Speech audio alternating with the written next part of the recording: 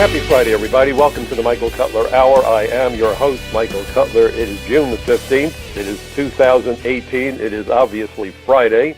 And for those guys out there who have children, I wish all of you this coming Sunday happy Father's Day.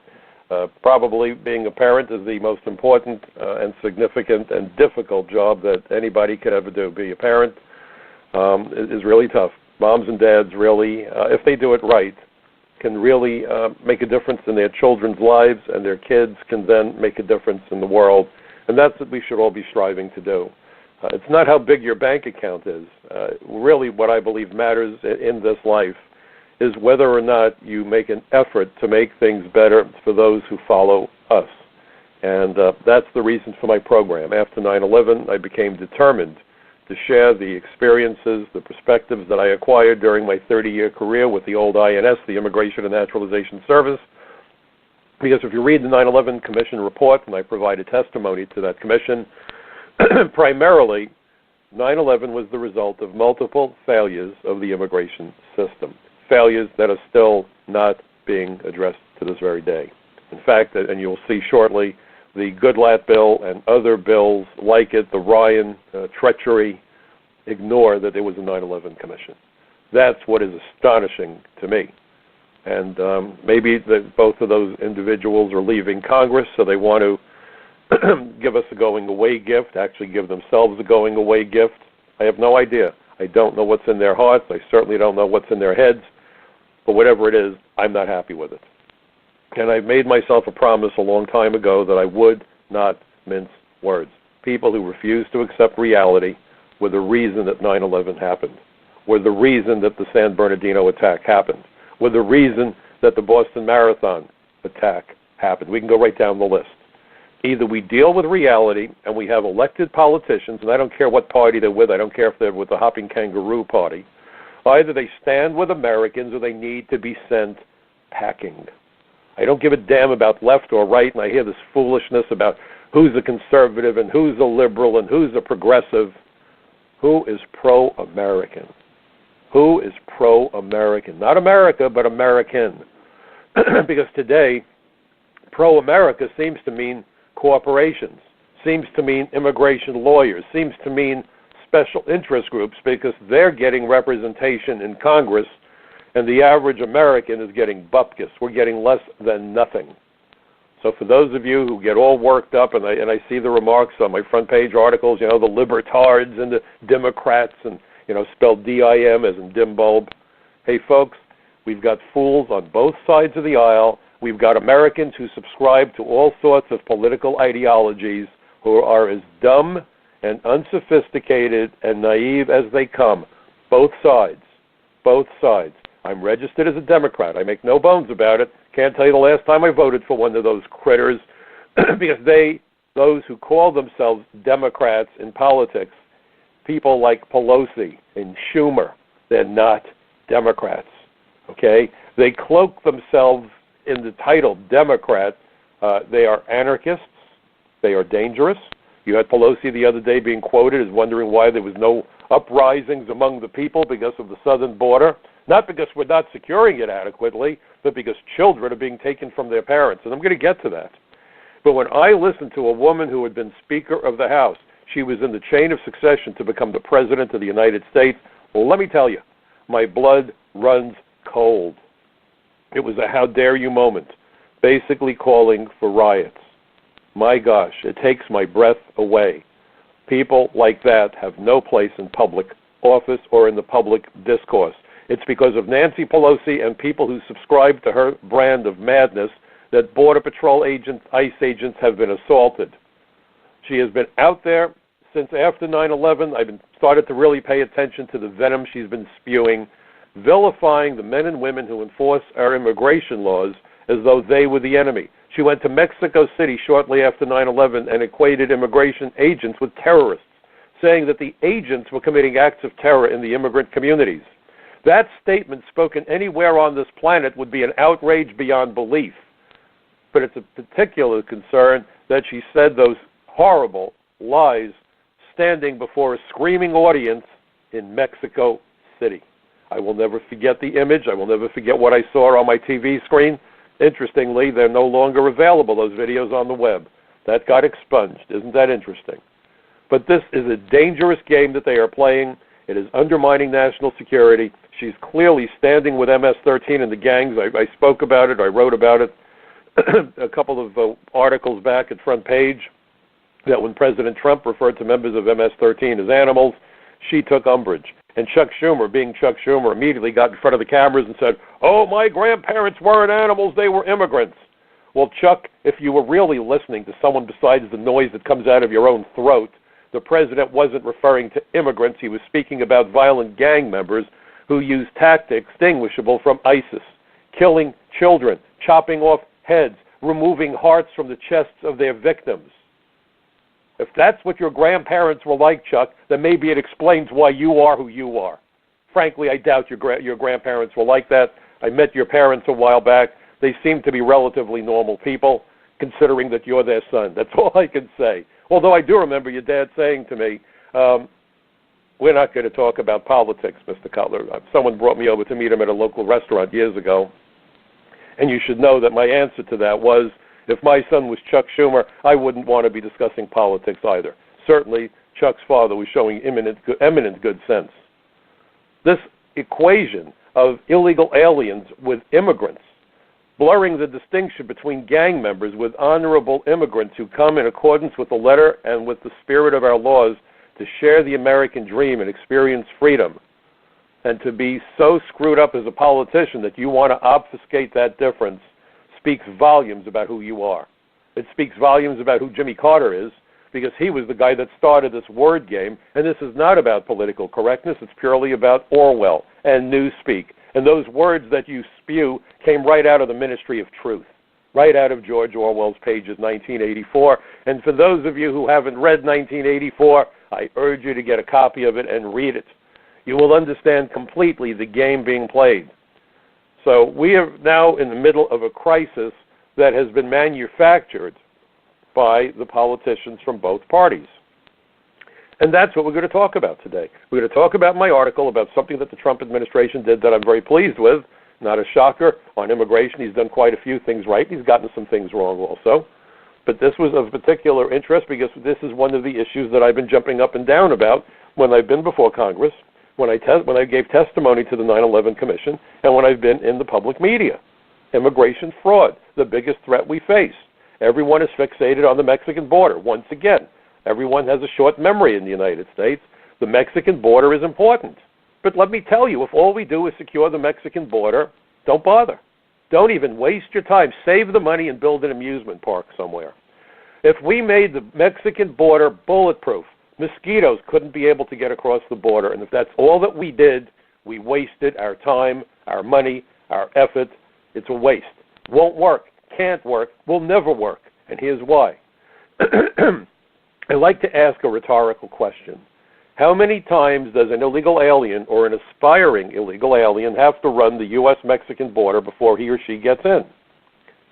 Anybody have any ideas out there? I don't see any light bulbs going off, so let me answer my own question. The question again is, how many times does an illegal alien have to run the border before he or she finally makes it into the United States? And it's a very simple mathematical equation. It's one more than the number of times they get caught. Think about it. If they make 3 attempts and get away with it on the 4th attempt, then that was their magic number. If they made 8 attempts and made it on the 9th attempt, then that was their magic number. A determined illegal alien will run the border. Does that mean we shouldn't secure the border? Hell no. It's got to be secured, and fencing is good. A wall is good, but it's not enough. How many holes do you need in the bottom of your boat for your boat to wind up in the bottom of the lake? And the answer is 1 hole. How many holes does the immigration system have? Well, I wrote an article a while back for Front Page magazine, and I called it Border Security and the Immigration Colander. Congress was offering to sort of, kind of, a little bit, on occasion, over years, halfway patch 1 hole to get, and here's the wording, folks. I didn't write this crap. Operational control, 90% operational control over the high traffic areas of the U.S.-Mexican border. What does it mean? What is operational control? What's a high traffic area? How do you determine what's a high traffic area? And what happens when the smugglers realize that the Border Patrol has beefed up security and moved their show 38 miles down the road? Now what? What in the world were they promising you? They were promising you nothing. This is the magic act of the magician who promises to cut his gorgeous assistant in half, and everybody knows it's an act. If he cuts her in half, she dies. If she dies, he goes to jail, and nobody will ever work with him if he ever gets out of jail again, and God only knows, maybe he was planning to take her out to dinner that night anyway. So, to entertain the audience, the highly skilled magician creates an effective illusion that he cut this gorgeous woman in half, and at the end of the show, of course, she emerges unscathed because he's such a brilliant illusionist. The politicians know damn well that the people who bribe them, oh, did I say bribe? I meant to say give them campaign contributions. You know, sometimes I get so confused with all these words. Campaign contributions, forgive me, folks. So if they want to get those bribes, did I do that again? If they want to get those campaign contributions, especially from the U.S. Chamber of Commerce, especially from labor unions that are selling out their members, especially from religious groups that want to fill the pews, especially from corporations that want to flood America with cheap labor, especially, well, we can go down the list of the especiallys. So they know that if they really secure the border, the money stops. So they really can't secure the border. But they know that almost every reasonable, rational American voter wants the border secured, the immigration laws enforced fairly but effectively.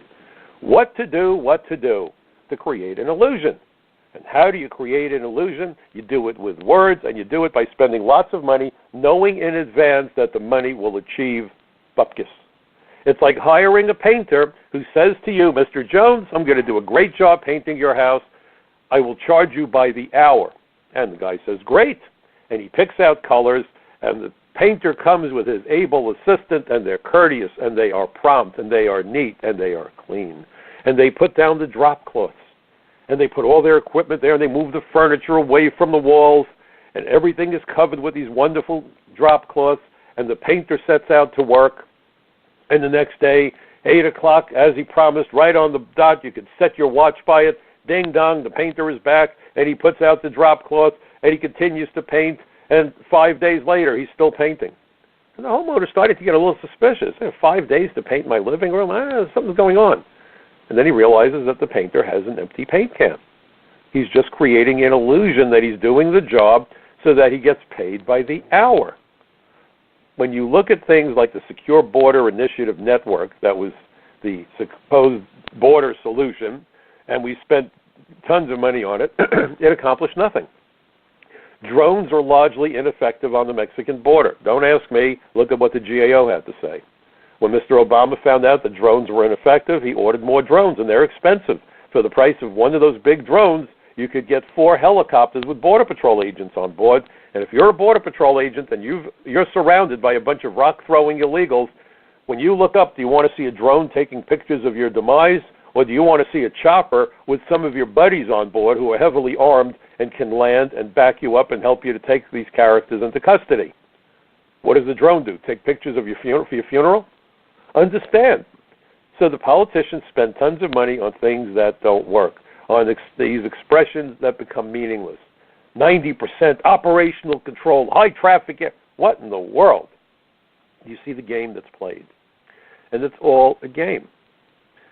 If you look at the Goodlatte bill, mandatory E-Verify. Boy, that's good. No one's going to be able to hire illegal aliens anymore because we're going to make E-Verify mandatory. How great is that?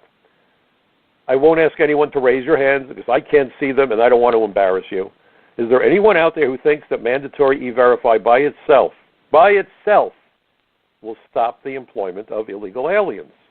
If you think it does, get help. Get help. Make sure you can still fog a mirror. All that the unscrupulous employer has to do is hire illegal aliens off the books. Then those people are invisible to the system. You see, how do you find out if this is being done? You need agents to go into the factories and go into the farms and go into these employment venues and see who's working there. I know, I did the job. And I can tell you there were times that I walked into a factory and there were 200 people on the factory floor working under sweltering, filthy, fetid conditions. and 28 time cards next to the time clock. Well, wait a minute. 200 people working, 28 time cards. What do you think is happening? Maybe you got 172 people working off the books. Literally do the math. But how would you know it unless you physically went to the factory? So what's the solution to people hiring illegal aliens? More ICE agents to make sure that no one's cheating. Guess how many new ICE agents the good lad Bill would hire? Are you ready? You sitting down? 0.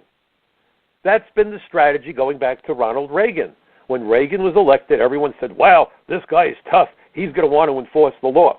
The first thing we were told as soon as he was in power was interior enforcement was not an issue. Without interior enforcement, folks, immigration fails.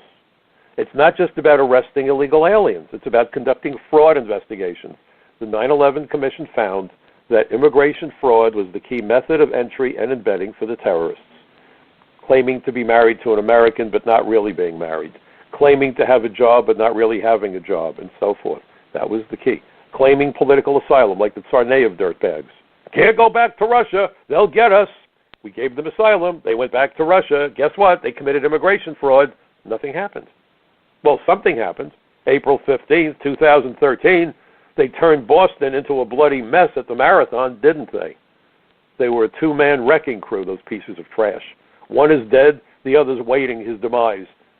I wish they would move the clock up, but let them sit there and contemplate what that experience is going to be like. So understand what we're talking about. You're in a situation where we have no idea who we're giving citizenship to. We've naturalized terrorists. What's the solution? Have enough agents to conduct investigations. How many new agents would Goodlatte hire? 0. Now, my understanding is he does want to hire more people for State Department to check into visa fraud, but they have no authority to look at immigration benefit fraud. Then why wouldn't he want to hire immigration agents? Well, I can answer that question for you authoritatively. Bob Goodlatte is about to leave the House of Representatives. He is retiring. So is Paul Ryan. Guess what Bob Goodlatte is when he's not a congressman? He told me himself that he was an immigration lawyer. Do you think lawyers want alien clients deported where they can't bill them anymore? Really? Look, the name of the game is create the illusion that they're securing the borders and enforcing the laws, but make damn sure that the flood of cheap labor, foreign tourists, foreign students, and most important for members of Congress, clients for immigration lawyers keep on coming. When they see that human tsunami headed for the border, what they see are clients. And in fact, I've been told by some of my friends on Capitol Hill that as soon as that caravan of illegals showed up, there were immigration lawyers running to Mexico to collude, there's a word you could use, collude with these aspiring illegal aliens and telling them exactly what they needed to say to the Border Patrol so they could get political asylum. So now you have Jeff Sessions, who's a real sharp guy, one of my heroes, and what is he saying? Well, wait a minute, why are we giving people political asylum? They don't even use the word political anymore. Asylum. Because they live in a country with a high crime rate. Hey, Mayor Emanuel, if you're listening, the residents of Chicago, by that standard, ought to be getting political asylum. High crime rate is not what asylum is supposed to be about. And Jeff Sessions went and reiterated the point. It's about people who belong to a group because of their race, religion, political beliefs. I'm missing one or two others, but it's basically race, religion, ethnicity, political beliefs are coming under attack. Well, if that's happening, then we do give political asylum, and I'm a fan of doing that if, and here's again the very big if, there's no other alternative, and there's no way, and we can vet the people properly. The problem that we've had with political asylum, with refugees coming out of the Middle East, is trying to figure out who the hell we were dealing with. After the Holocaust, the United States was reluctant to take in as many refugees as they should have. They didn't want to do it during the war, too, and people were dying. Think about that. But the people that were looking to sneak in, who were the liars back then, weren't terrorists who wanted to blow us up. They were Nazi war criminals who were trying to escape punishment for their crimes against humanity. I'm not a big fan of theirs. I actually helped with one case, and it pleased me no end. My family was decimated by the Nazi dirtbags. I was named for my grandmother, who was slaughtered in Poland because of our religion. So, you know, I have no affinity to Nazi criminals. They should all be hanging from trees. But the point is, they weren't coming here to kill us. They were fleeing justice. The terrorists, on the other hand, are coming to kill us, and they are embedding themselves in refugee flows. So on the one hand, you want to do what's right, what's moral, what's compassionate. Quaint idea. America's compassion should start inward and work its way outward. We ought to be looking at what's in the best interests of American citizens. We ought to be going into America's minority communities, where the poverty levels and the violence levels and the drug levels are through the roof, and trying to figure out what do we do to help those Americans so that they can live better, productive, successful lives in their own country. We're not doing that. We're not doing that. And you look at these ideas of sanctuary cities, which are really magnet cities for fugitives from justice, gangbangers, drug traffickers, and illegal aliens who will displace American workers. The whole point to the civil rights movement, to right the wrongs of slavery and Jim Crow and segregation and discrimination, was to provide quality education and job opportunities for American blacks, period. The Black Caucus seems to have lost their way. How in the world are you helping black Americans aspire to attain their capabilities when the jobs are going to illegal aliens and you have members of the Black Caucus standing with the illegal aliens over members of the black American community? Are you serious? Are we that damn stupid that you think you can keep getting away with this crap? If you wonder why Donald Trump won, that's why he won. Abraham Lincoln was right. You can fool some of the people some of the time and all the people some of the time, but God damn it, you can't fool all the people all the time. The party is over. The American people have moved on. They have figured out the way they've been shafted by both goddamn political parties.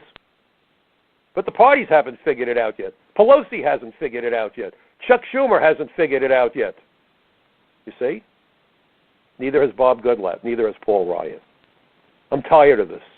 Really, I'm tired of this. I'm exhausted at this forever. I did my first congressional hearing on May 20th, 1997, on the issue of visa fraud and immigration benefit fraud. Why? Because of 2 terror attacks carried out in the United States that got people killed. January 93, Kansi, a Pakistani citizen who applied for asylum, by the way, got himself a partnership in a courier delivery service. He had a courier van. Those things are ubiquitous and invisible, just like a yellow taxi cab in Midtown Manhattan. And so he drove into the parking lot of the CIA in January of 93 and brought with him an AK-47, and he jumped out of this van and he sprayed bullets into the cars of people arriving for work that cold January morning. He killed 2 CIA officers, wounded 3 others, and fled the country. 1 month later, we had the attack at the Trade Center, the bombing, almost knocked one of the towers down sideways. Can you imagine if a tower 1,400 plus feet tall, 110 stories high, it was a vertical city, damn near came down sideways. I don't even want to imagine the catastrophe that would have created. But nevertheless, 6 were dead. Over 1,000 were injured. $500 million in damages were inflicted.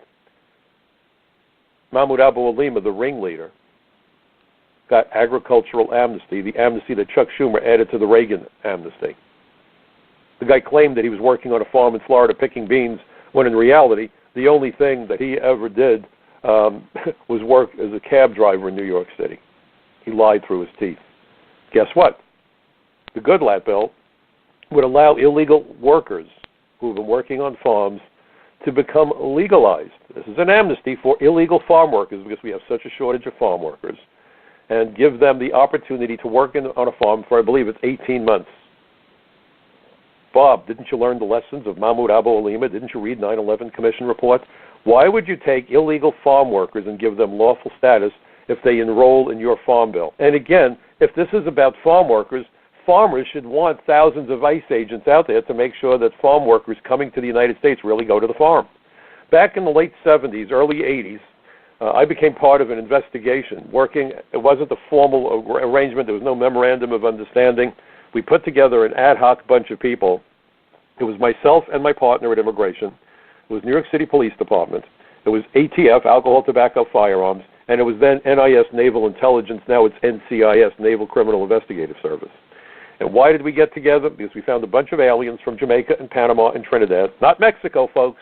This nonsense about Mexico has got to stop. Mexico is one of many countries that are of concern. And they came to the United States on agricultural visas, these individuals, ostensibly to work in the orange groves of Florida and the apple orchards of upstate New York, and instead, when they were admitted into the United States with those agricultural visas, they never showed up on the farms. They got involved with a different cash crop, marijuana. Some of them, quote unquote, graduated to cocaine. They were super violent, and then they started to get into the Marine Corps because we had some Marine recruiters who were down on their quotas, so they were providing fake ID to these illegal aliens from the Caribbean, and they were allowing them to get into the Marine Corps. And as soon as they got their tactical training and weapons, they immediately took off and started to carry out commando-style bank robberies all over the New York City area. And they were killing people. And that's when we got involved. Now, the solution would have been to have more agents like myself and my partner and others go out and hunt these people down. If you really want these folks to work on farms, then what you have to do is have enough agents police the system to make certain that the farm workers are being treated in accordance with law, being treated fairly. Today, farm workers very often are being treated worse than livestock. Agents can solve that problem. Not one additional agent would be hired by Mr. Goodlatte. Isn't that remarkable? And the Ryan bill makes the Goodlatte bill look tough as nails. This is about flooding America with an unlimited supply of cheap, exploitable labor. The Goodlatte bill would also give green cards to people with H-1B visas. That's lunacy. Why are we importing more computer programmers and high-tech workers even as Americans are being fired? Disney was wonderful. I will never go to Disney World in a million years. They said they made a mistake when they displaced American workers and hired Indians. Was the mistake hiring Indians? No. They believe that they made the mistake when they ordered the people they were firing to train their replacements so they could get their severance package. Ladies and gentlemen, this, breath away, it makes my head want to explode. And that is who would benefit from the Goodlatte bill. That is who would benefit from what Ryan wants to do. And then we talk about the DACA aliens, and the media is complicit. The children. We must help the children. These are young people. They had no say in coming here the way they did. Really, these aliens could be as old as 36 years of age right now. They just need to claim they came before they were 16, with no capacity to do interviews, with no capacity to do field investigations. How in the world is an adjudications officer supposed to figure out how long that illegal alien has been here? Because when you run the border, you don't enter undocumented. You enter without inspection. No record is created of your entry into the country. This would be a perfect opportunity for fugitives from justice, gangbangers, and international terrorists to enter the country. I just wrote an article about that, about the fact that there were terror training camps involving Hamas, Hezbollah, and ISIS in Latin America. There was just a hearing that Peter King held about how many of those individuals in Latin America are affiliated with Hezbollah, ISIS, or the Iranian Quds forces. All of these are clients of the Iranian state, the biggest state sponsor of terror on the planet. And according to the hearing, over 200,000 individuals have been highly trained and highly, well-equipped and battle-hardened fighting in Syria on behalf of Iran, who are looking for opportunities to enter the United States, to hide in plain sight and wait for the day that they're called into action. And indeed, Peter King has had a whole bunch of hearings about this. And it is believed that there are thousands of such sleeper agents present in the United States. But this is not a news bulletin, folks. I testified before Congress 44 months after 9/11. And the irony is, it took us 44 months to win the Second World War.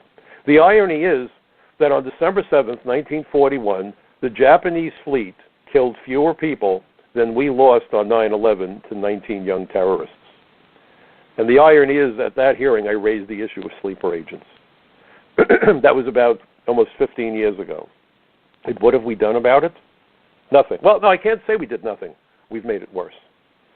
Since that hearing, how many aliens have we admitted who then went on to commit acts of terror?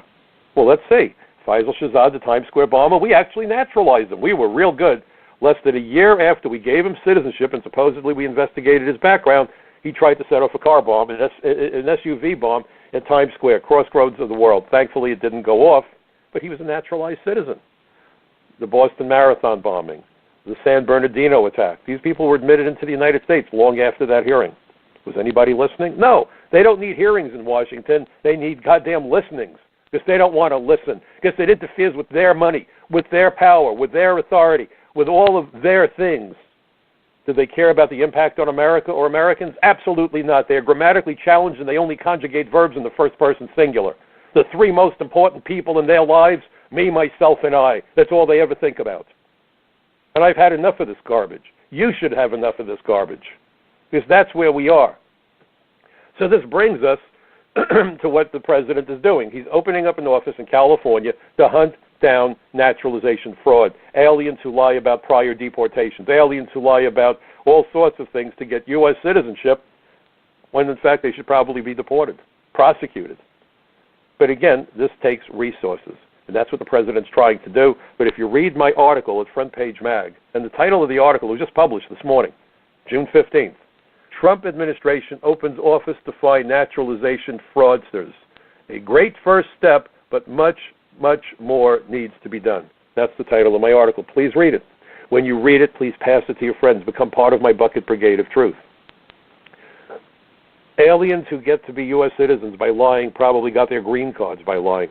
Why are we starting so late in the process? Denaturalization is an unwieldy, time-consuming process. If you could nip it in the bud before they get their green cards, more the better. And terrorists don't need U.S. citizenship as an embedding tactic. They can get political asylum, and that might suffice. Temporary worker authority might suffice. That's not what I'm saying. That was in the 9/11 Commission report. That was in the staff report on terrorist travel. So please understand. They don't need citizenship, but citizenship is the home run. Citizenship is the gold ring. Citizenship are the keys to the kingdom, and I'll tell you why. An alien who naturalizes gets to take any name he wants. That's fine. You're starting your life over. You want to sound more American. I get that. But they get to change their name. Their U.S. passport only reflects their new name. It doesn't show their original name. So if you have somebody who is a fugitive or a known terrorist, and he gets a U.S. passport and a different name, it's entirely possible that 20 countries out there are looking for this guy under his old name, and they will have no way of knowing that he's now traveling under an assumed identity that the U.S. government was complicit in providing him with. How insane is this? Now, what's the solution? Have that U.S. passport include his original name. What's the cost? I don't know. What does an eyedropper full of ink cost? That's all it would cost, folks. And when I confronted Michael Chertoff, and we both spoke at Chapman Law School, yes, that Michael Chertoff, second Secretary of Homeland Security, or Homeland Surrender, as I came to call it, he said, well, Mr. Cutler, you have no idea how political this is. And I said, Mr. Chertoff, would you dare tell that to the husband or the wife or the mother or father or son or daughter of one of the people who died on 9/11, that this is too complicated? Not politically expedient? Understand what the risks are, but yet I just picked up a newspaper and it said that some woman who was in her 90s was in a wheelchair with strip search trying to get on an airplane. Yes, I am sure she was about to kick the door down to the cockpit and overpower the flight crew. It's a charade. It's the magician who cuts the woman in half. And now, let's look at what's happening on the border with Nancy Pelosi trying to incite riots around the United States. You know, I have to tell you, Dennis Miller is a very funny comedian. Dennis Miller did a video a while back, and every time I think of Nancy Pelosi, I think of something that Dennis Miller said. He said she's so bats that he's convinced she sleeps upside down. And every time I see Nancy Pelosi spewing, I don't say she speaks. I was going to teach communication skills on the college level. She doesn't speak, she spews. I have nothing but a sense of revulsion about that individual. To denigrate federal agents who go on duty every day and put their lives on the line to protect America and Americans, and call them cowardly, and vilify them, and engender negative feelings towards people that should be treated with respect for what they do for our country, is so far beyond the pale, it leaves me utterly speechless. And the fact that my old Democratic Party sees fit to put her in a leadership position tells me that the Democratic Party is anything but the Democratic Party. It's a charade. It's dead party walking. It really is. And I'm no fan of the Republicans either. Understand, I'm an equal opportunity insulter. But she's screaming about how the families, the kids, are being torn from their families, from their mothers. I don't know if you folks are familiar with something in New York State known as Leandra's Law. Leandra', Leandra's Law. Leandra was a young girl who was being driven somewhere by her mother's friend. Her mother's friend was drunk. She had a bunch of young kids in her SUV, and I believe she was on the Henry Hudson Parkway here in New York City, and she crashed the car because she was flat out drunk, and poor Leandra was killed. Poor Leandra was killed. The other girls were injured. And so they passed Leandra's law that called for criminal sentences, big criminal sentences, if a driver is driving drunk and has kids in the car. And if you injure one of those children under the age of 16, because of Leandra's law, that driver is looking at 15 years in jail. And if a child is killed, I forget if it's 20 years or life, but I mean, we're talking jail time. We're not talking about 30 days. We're talking about 15 years. So here's my question. Do you think Leandra's law is right? See, I personally like it. And in fact, I spoke to several of the people that wound up as a part of the Trump team after he was elected, and I had suggested that anybody who would drag a young child through the desert, 130, 140 degree heat, deadly spiders, deadly insects, deadly snakes, extreme violence, no water. Adults die there every day. They're forever finding dead bodies in the desert. Someone gets lost, someone gets abandoned by the smuggler, and you have a dead body. In fact, the Border Patrol has a humanitarian team called the Boar Star teams, and their job is to go out there and find people before they die, get them to hospitals, get them water. We just had another 18-wheeler with a bunch of illegals in the 18-wheeler who were badly injured because of the heat and the lack of water and the lack of ventilation and so forth.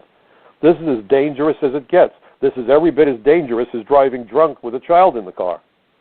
And there are states, New York included, that even if you're not driving drunk, but if you fail to put a young child in a proper car seat, you can go to jail. I agree with that also. The child has no control over circumstances. You have a 2-year-old kid bouncing around on the back seat. I know we all did that when I was 2 years old. I'm sure I was bouncing around on the back seat because there were no car safety seats back in the dark ages. But these aren't the dark ages anymore, are they? So we understand the dangers, and so we have passed laws around the country, and I believe there's either 36 or 37 states in addition to New York that has laws that are similar to Leandra's law that drops a safe on the head of any idiot who would drive drunk with children in the car. Now, if a parent drives drunk with his or her daughter or son in the back of the car and they go to jail for 10 years, they will be separated from the child. Has anyone rioted over that? Has anyone complained over that? Of course not. Why not? It makes sense. Prisons are filled with Americans who committed nonviolent crimes, tax evasion, check kiting, all kinds of things. They're in jail. And the kids are separated from them. Nobody's rioting, nobody's demonstrating. Here we have a situation of people pouring across the border, and Pelosi wrote it off kind of like saying, well, these people just decided they weren't going to come through a port of entry. Really? So what would happen if someone went to Miss Pelosi's mansion, and I'm sure it's a mansion, and decided, front doors, who needs a front door? We don't need no stinking front door. We'll go in through the bedroom window. Let's be fun. Let's make an adventure out of it. Let's climb in through her bedroom window. Do you think that she wouldn't call the police? Of course she would, and she'd be a fool if she didn't. But yet, when people climb in through America's bedroom window, so to speak, covertly, oh, these poor people. Chuck Schumer, and I've written about this, went nuts. We have all these people trespassing. There were people hanging flags off of the Brooklyn Bridge and the Manhattan Bridge, and some 16-year-old kid climbed the World Trade Center when it was under construction, and he said, these people are trespassing. They're a danger. We need to put them in jail, and we need a federal law, and it needs to be a 5-year penalty for doing it, because under New York State law, the worst they get is a year in jail, and the judges never give them a year, so they get 2 months in jail, and that's not a strong enough punishment. If you want to stop trespassing, put them in a cage for 5 years. Macho Chuck Schumer. I didn't know you had it in you, Chucky. However, same Chuck Schumer says when you trespass on America, now you've earned citizenship. So let's look at it at another charade, by the way. What's the other charade? Well, before I even do that, let me not forget this. So here's the connection. The president wants to go after immigration fraud, and you have Goodlatte and you have Ryan proposing bills that could wind up with, and people are saying 3.5 million. I think they're optimists. The Ryan bill and the Goodlatte bill could wind up with 10 million illegal aliens. I kid you not. We don't know how many are here. And there's nothing to prevent someone from coming here in 8 months and lying and saying, and they're 36 years old, and saying, I came when I was 14. No interview, no field investigation. And the guy says, they've been using 18 different names. When I arrested illegal aliens, I always found a whole bunch of Social Security cards and different names. And they always told me the same thing. Where'd you get the Social Security cards? I found them in the street. Folks, how many Social Security cards have you found lying on the sidewalk? I found people, I kid you not, it was like a guy pulling out a deck of cards. You have any ID on you? And the guy has 12, I'm not kidding you, 12 Social Security cards in different names, different numbers. Where'd you get it? I found them in the street. At one time? No. Every once in a while I walk along and I pick them up. I have a habit of collecting them. Have you folks ever found a Social Security card lying in the street waving at you? Here I am, pick me up. The lies just keep on coming, and the Goodlatte bill would so flood the system. But of course, he's happy about that. He's an immigration lawyer. He's going to need work when he leaves Congress in January. And Paul Ryan, well, he's a good friend of the Chamber of Commerce, and we know what the Chamber of Commerce is all about. I call them the Chamber of Horror. So on the one hand, we're worrying about people embedding themselves in the United States. The president says, let's go after the fraud because this is a threat to national security. President Trump is 100% right. And then you have Bob Goodlatte working in direct opposition to the President of the United States. And the President said, he looked at what nonsense Ryan wants, and says, I'm not signing it. Mr. President, if you get this recording, if you hear this program, don't sign any of these pieces of betrayal that are passing as legislation. We need thousands of agents for interior enforcement. Interior enforcement is even more important than the wall because it's not only the Mexican border that's providing access to the United States. We have 95,000 miles of coastline. We have a Canadian border. We have international airports in virtually every state, in some cases multiple international airports. These are all places through which aliens enter America. At the end of the day, it's what we do with them once they're caught within the United States that matters. And you have Goodlatte saying, well, we're going to have enhanced penalties for unlawful reentry after deportation. Thanks, Bob. Been there, done that. I worked with Senator Al D'Amato in the early 80s unofficially to create the aggravated felon reentry law that makes unlawful reentry a 20-year felony. Now, maybe Bob is going to tweak it a bit, and that's fine, Bob. You go for it. But don't hook that on to giving hundreds of thousands of illegal farm workers lawful status. Don't hook that on with giving green cards to people who are working in the computer industry, even if your son is an executive in the computer industry. And if you don't believe that, folks, look up Bobby Goodlatte and see who Bob Goodlatte's son is. He got his start with Zuckerberg over at Facebook. That's who we're dealing with, folks. These people are putting their own needs and desires ahead of all of us. We are not being represented. They are, and their cronies are, and it's both sides of the political aisle. And that's why President Trump has been under attack by both sides of the aisle, because he is not on their team. He is on the team of the average American worker. Now, I don't agree with everything the president says, and I sure as hell have a problem with his lack of being a little bit more articulate. Sometimes he comes across more like a sledgehammer than a scalpel in terms of choice of language. But goodness gracious, understand that both parties are in this little joke together. This is about flooding America with foreign labor that can be exploited, displacing American workers, driving down American wages, and sanctuary cities, guilty as far as I'm concerned of obstruction, of aiding, abetting, encouraging, inducing, harboring, shielding illegal aliens from detection. And this, after the 9/11 Commission warned that these were all issues that conspired against America and Americans, not just on 9/11. They looked at a grand total of 94 terrorists that they identified operating in the United States up to the time of 9/11, including the 19 hijackers. They looked at 94. And they said that 59 of the 94 committed fraud. They're wrong. They all lied.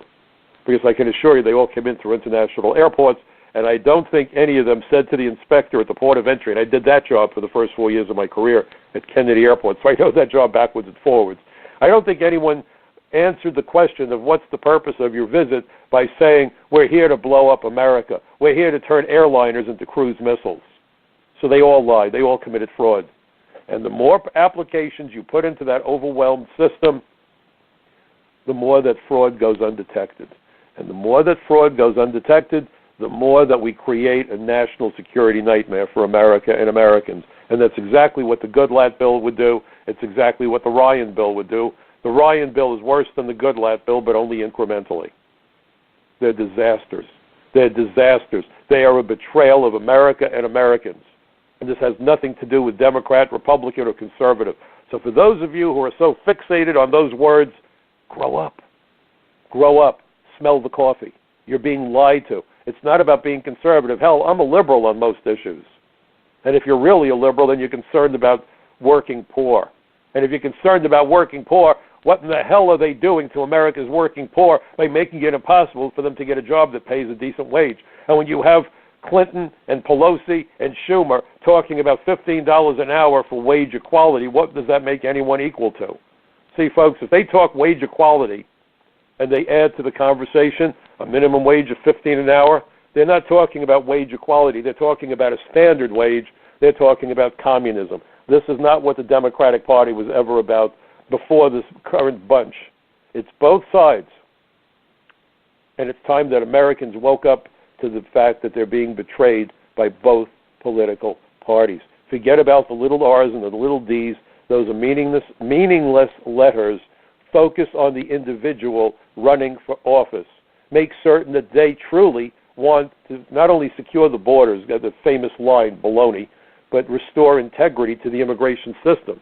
And the problem is that the lack of integrity to the immigration system is a lack of, or is a reflection of the lack of integrity of our politicians, who are putting their own needs ahead of everyone else. Therein lies the problem. That's why we are in trouble today. After all that's happened, all the gangs and all the opiate overdoses, how hard is it to understand that we have literally left America's doors and windows wide open, and people are losing their lives as a consequence? And somehow we have the leadership in both parties trying to convince Americans that it's rational and reasonable to reward illegal aliens with lawful status, knowing full well that the system couldn't conduct interviews, let alone field investigations. What could possibly go wrong? The DREAM Act was all about amnesty. It wasn't about children. And it's remarkable. You know, if you want to figure out if you can trust someone, look for hypocrisy. For all the screaming about how the word alien is a terrible word, the A in DREAM Act is alien, as in alien minors. This has all been a big scam. This is the biggest con game that's ever been run on America or Americans. The Ponzi scheme was because of a criminal by the name of Ponzi. And then you had Madoff, and boy, that was an appropriate name for a guy that made off with so many people's life savings. These guys are small potatoes compared to what the Congress is attempting to foist on us today. To flood America with unknown millions of illegal aliens, the likelihood is great that among them will be criminals and fugitives and terrorists and gangbangers. The system can't withstand that level of an invasion, and there's no other way to describe it. And for those people who argue about whether or not this is constitutional, Article 4, Section 4, the Constitution promises that the federal government will provide for each state freedom from invasion and violence. The presence of millions of unauthorized people who ran the border, uninvited guests, I call that an invasion. On this magnitude, it's probably the biggest invasion in the history of the human species. Go back to Article 4, Section 4. And when you have judges saying that the president can't terminate DACA without proving that it's illegal, DACA was nothing more than policy promulgated by Attorney General Napolitano. Nappy wrote a little memo, and Obama made it happen. And this is now what the president is being prevented from ending by a judge who claims to know the law, who questions the constitutionality of it. It was unconstitutional to do DACA in the first place. It was legislation without the benefit of the legislative process. It flies in the face of this checks and balance system that is our way of government. And it certainly constitutes an invasion. And this is not victimless. Anything but victimless. And let's be clear, my position is not anti-immigrant, but it is pro-enforcement. When I was an immigration inspector at Kennedy Airport, I can assure you that I admitted the great majority of aliens seeking entry into the United States, and I was happy to do it. when I adjudicated applications for green cards, I approved well over 95% of the applications that landed on my desk, and I was happy to do it. This isn't about keeping foreign nationals out of the United States, folks. It's about keeping out aliens who pose a threat to our safety and well-being, not based on race, not based on religion, not based on ethnicity, but based on facts.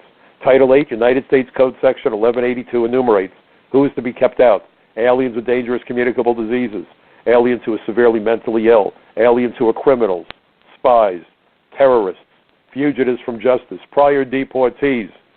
That's who we're trying to keep out. And the immigration system was supposed to protect the jobs of Americans.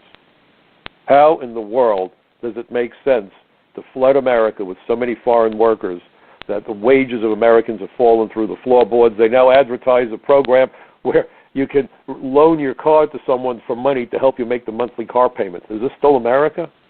It's not how much money you're earning, it's what the buying power the money you earn provides you with. And the purchasing power of the average American has never been more depressed than it is now. This isn't an accident. This is why the Koch brothers stand shoulder to shoulder with George Soros looking to take care of the DACA aliens. Soros and the Koch brothers. What an unholy alliance. That's why I insist that you must understand that this has nothing to do with left or right, conservative or liberal. And as far as progressive goes, I prefer to call them regressive. Not progressive, regressive. If you check out the website over at Front Page Magazine, you'll see my most current article. Another article I'd love for you to see, and I'll try to deal with it a little bit more next week perhaps, B-1 Franken visa nightmare. State Department giving aliens B-1 visas to be used in lieu of H-1B visas. It's a violation of law. There's no justification for it. It's costing, again, more Americans more jobs. The government of the United States has turned itself against its own citizens. President Trump is trying to undo some of that damage. And that's why you see the madness that you're seeing in Washington. Finally, I wrote another article, Sanctuary Policies Endanger Innocent Victims. You know, families often get orders of protection against violent family members. They beg the courts to separate the family from some of their own relatives. If you look at it from that angle, orders of protection are not unlike orders of deportation to protect America from aliens who have no lawful right to be in the United States. And again, not based on race, religion, or ethnicity, but based on the laws that are designed to protect innocent lives and the jobs of American workers. Please get involved, folks. I keep making the point, but it's one to always remember that democracy is not a spectator sport. I hope you found my program worthwhile. If you did, please tell your friends about my program. Forward the link to my podcast to them. Check out my articles at michaelcutler.net, frontpagemag.com, The Social Contract. Have a great weekend, and for those of you celebrating Father's Day, have fun. We'll see you again next week, right here, same time, on the Michael Cutler Hour. Good night, everybody.